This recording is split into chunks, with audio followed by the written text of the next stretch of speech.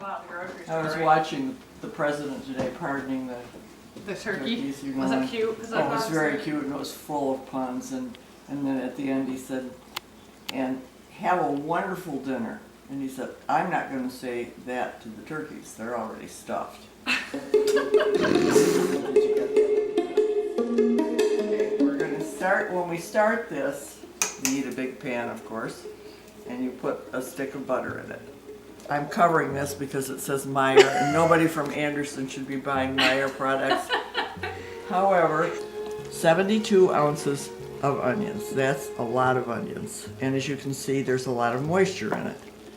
And that's what will soak up in the bread. And then to that you add 3 cups of diced celery. Now, you know, when I first did this, I never had a recipe. Somebody said, what's the recipe for that? And I said, well, I'll make a recipe. So this is supposed to be cooked till it's softened. Although really, it wouldn't matter if the celery weren't completely softened because it will cook in the turkey, and also if it's a little crunchy. That's not a bad thing. Not bad. And it won't take probably 10 more minutes. Yeah. And in that amount of time, I can season it. And for the seasoning, I use marjoram. I used to be able to get powdered marjoram, and I would use some powdered and some flaked.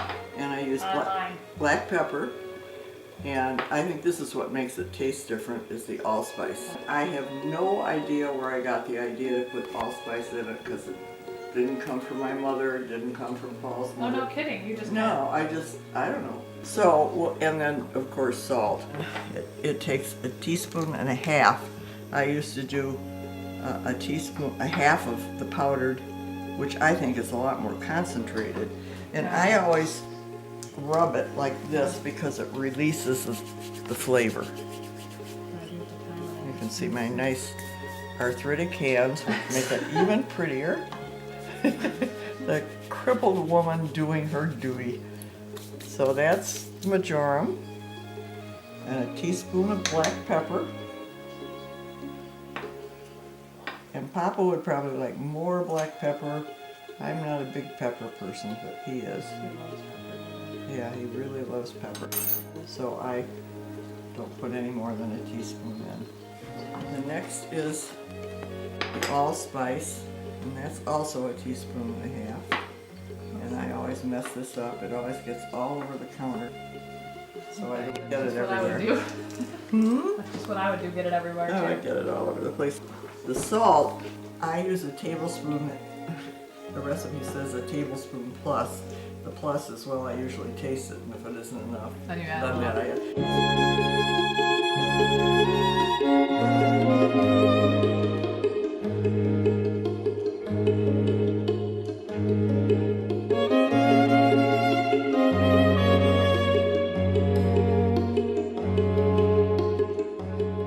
Okay, this is liver. Right here, and this is heart. And you just cut up the whole thing, whatever you I got? just cut it. Well, I take the heart. You have to take some fat off, you know. Part of what? The turkey. The turkey. Oh, the turkey. Duh. Yeah. I kind of like the little piece of the liver in the stuffing. Yeah. But the heart, I don't even know that I'm You eating. don't. Why do you need that? Because What it do you has good flavor.